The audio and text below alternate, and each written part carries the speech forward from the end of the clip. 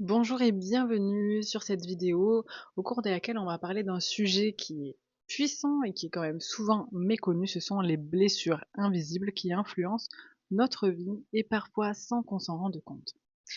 Peut-être est-ce que tu ressens des blocages inexpliqués ou que tu répètes certains schémas douloureux ou encore que tu as des émotions intenses qui surgissent sans raison apparente. Eh bien, si c'est le cas, je vais vraiment t'accompagner dans ce sujet et parler des premières étapes, non seulement pour les identifier, mais aussi pour transformer. Je t'invite vraiment à écrire dans les commentaires ce que tu ressens, si tu as parfois l'impression d'être bloqué, de revivre toujours les mêmes situations, à partager tes expériences. Je les lirai à la fin de cette vidéo et vraiment je t'apporterai une réponse la plus authentique et personnalisée possible. Cette vidéo, elle va se dérouler en 3 parties. D'abord, on va parler des blessures invisibles, à savoir qu'est-ce que c'est, d'où est-ce que ça vient. Ensuite, je partagerai des clés pour les identifier dans ta propre vie. Et enfin, des exercices pratiques pour commencer le travail de libération. Donc la première question qui est essentielle, c'est qu'est-ce qu'on entend par blessure invisible? Parce que ce terme, il fait souvent référence à des blessures émotionnelles ou encore psychiques qu'on porte en soi, mais qui se manifestent pas de façon évidente. Parfois, on a vraiment du mal à les déceler. Contrairement à une blessure physique, elle ne se voit pas, mais elle impacte vraiment profondément notre façon d'être, de penser et d'agir. Ces blessures invisibles, elles peuvent naître de plusieurs sources. Alors ça peut être d'expériences personnelles, par exemple un rejet à un moment clé de votre vie qui peut vraiment laisser une empreinte durable qui vient alimenter la peur de ne pas être assez ou encore de ne pas être désiré. Ça peut être aussi des messages reçus dans l'enfance. Parfois, ce sont des mots, des attitudes de nos proches qui viennent créer des croyances limitantes comme il faut que je sois parfaite pour être aimée ou je ne dois pas montrer mes émotions sinon je serai faible. Ça peut également venir de traumatismes transgénérationnels. Ce sont les blessures non résolues de nos ancêtres qui viennent transformer à travers des comportements, des croyances ou même notre ADN. Et ces blessures, elles influencent souvent à la fois nos choix, nos relations et même notre santé mentale et physique de manière totalement inconsciente. Elles deviennent des filtres à travers lesquels nous interprétons le monde, nous percevons notre réalité. Donc ça a vraiment un lourd impact. Ces blessures, elles se forment généralement dans des moments où nous sommes le plus vulnérables, en plein développement, et donc, vous l'avez compris, l'enfance. C'est cette période clé car on est un peu comme des éponges émotionnelles où on absorbe tout ce qui se passe autour de nous. Je vous partage des exemples de situations où les blessures invisibles peuvent naître. Alors ça peut être le rejet dans l'enfance ou un camarade qui vous exclut d'un groupe ou un parent qui semble distant, eh bien, ces expériences, elles peuvent vraiment venir nourrir la croyance de «je ne suis pas assez bien». Ça peut être l'absence de reconnaissance. Un enfant qui se sent constamment comparé à un frère, à une sœur, il peut développer vraiment une blessure d'injustice ou d'humiliation très forte. Encore des expériences de trahison, par exemple un parent qui promet quelque chose et ne le tient pas. Ça peut venir laisser une empreinte durable qui vient alimenter une sorte de méfiance envers les autres. Et ces blessures, elles se gravent dans notre inconscient parce que notre cerveau, lui, il cherche à nous protéger coûte que coûte. Donc en réaction à ces expériences douloureuses, on va développer un mécanisme de défense pour éviter de revivre cette douleur que l'on a vécue dans l'enfance. Ces mécanismes peuvent inclure la fuite, le perfectionnisme, le contrôle excessif ou encore la dépendance affective. Le problème, le voici, c'est que bien que ces mécanismes soient conçus pour nous protéger, au fur et à mesure de notre vie, ils vont finir par nous limiter, par nous enfermer dans des schémas répétitifs, nous empêcher de vivre ce qu'on souhaite vivre, ce dont on a envie, ce qui nous rendrait heureuse. Alors pour mieux comprendre ces blessures, ce qu'on peut, c'est les classer en plusieurs types. Il y a ces catégories qui sont très populaires, qui ont été popularisées par Lise Bourbeau, et ce sont quand même des clés pour explorer vos propres expériences. Donc, vous l'aurez compris, il y a le rejet. Ça peut venir d'une situation où vous vous êtes senti exclu, non désiré ou invisible, et ça a vraiment cet impact de développer la tendance à fuir les relations ou à éviter de prendre des risques émotionnels. Il y a l'abandon. Alors, c'est un sentiment d'être laissé seul, que ce soit vraiment physiquement ou émotionnellement. Il va avoir pour impact dans votre vie d'adulte de chercher constamment l'approbation ou l'attention des autres avec une peur intense de la solitude. La trahison, c'est une perte de confiance envers quelqu'un d'important, comme un parent, un partenaire. Et là, bien, on vient développer un besoin de contrôle, une méfiance envers les autres. On a besoin de vraiment de contrôler. Il y a l'humiliation. Donc là, c'est une expérience où vous avez été rabaissée, honteuse devant quelqu'un. Et ben, de ce fait, vous allez développer un perfectionnisme ou un autosabotage pour éviter de vous sentir vulnérable.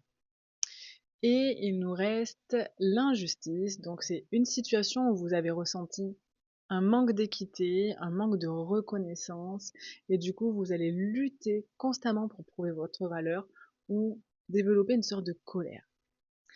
Ces blessures, elles sont pas toujours faciles à reconnaître, hein. Elles s'expriment souvent à travers des comportements qui se répètent, ça peut être des émotions intenses ou vraiment dans des situations spécifiques. Par exemple, si vous êtes hypersensible à la critique, ça peut être lié à une blessure d'humiliation. Si vous évitez les engagements par peur de souffrir, ben ça peut venir d'une blessure d'abandon. Mais c'est vraiment propre à chacun. Il faut vraiment explorer l'histoire de chacun pour mieux comprendre. Par contre, ben, c'est que ces blessures, même si elles sont profondément enracinées, ben, elles ne sont pas définitives, elles ne vous définissent pas. Vous pouvez à la fois les reconnaître, les comprendre et surtout les transformer. Et la première chose, c'est de prendre conscience de ces blessures invisibles. C'est vraiment le premier pas essentiel pour la libération, hein, comme dans tout processus.